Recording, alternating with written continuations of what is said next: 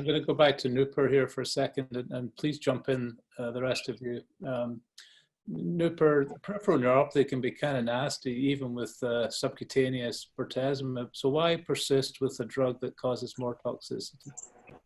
You know, I think it's the convenience of using bortezomib subcutaneously, and you're getting pretty high response rates. I do want to go back to the endurance study a little bit. You know, the conclusion from Dr. Kumar, who actually presented this in the plenary session, is RVD should be the standard of care.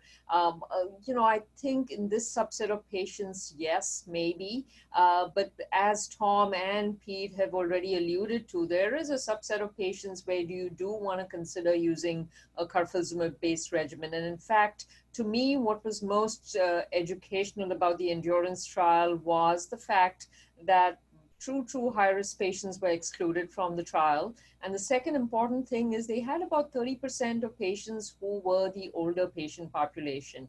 Now, that's a patient population you'd be very comfortable using RVD. You're going to get a nice response with that. But that would be the patient population where I would reach out to carfilzomib because of the increase in depth of response. The other important thing to remember in the endurance trial was, if you look at the response rates, they actually favored the KRD arm. And then ultimately the toxicity is what nullified this response rate. So it's about patient selection.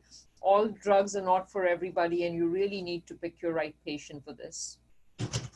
Am I incorrect in saying this, but Tom, wasn't there like twice as many discontinuations with VRD? To your question, I think the discontinuations were a little bit higher in KRD than the VRD arm. And again, a lot of due to the cardiovascular issues. But the peripheral neuropathy for us is really the big thing. I think the cardiovascular, a lot of that can be you know, controlled if we watch it really closely. My take home for this is two things. One point that Peter said, and that was that the Arkinsonian way might be better, meaning I don't know if 9 cycles of KRD is enough.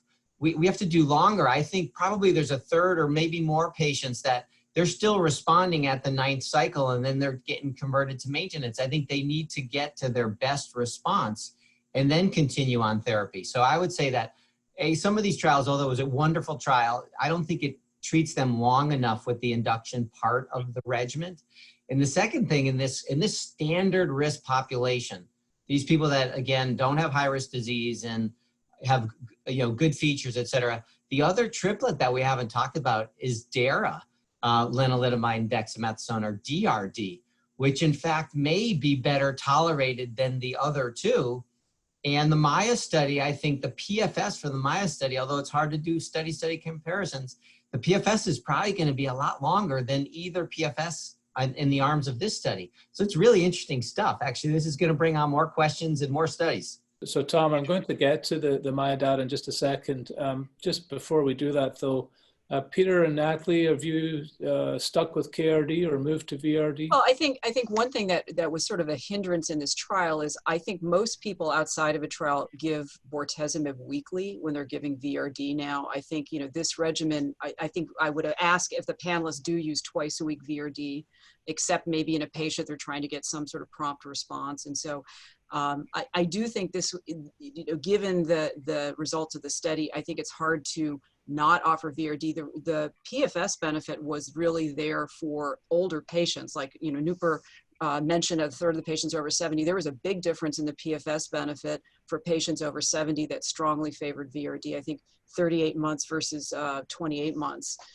You're right that the depth of response based on better than VGPR favored KRD, but right now I think you still have to wonder with time what's going to happen with that PFS and OS.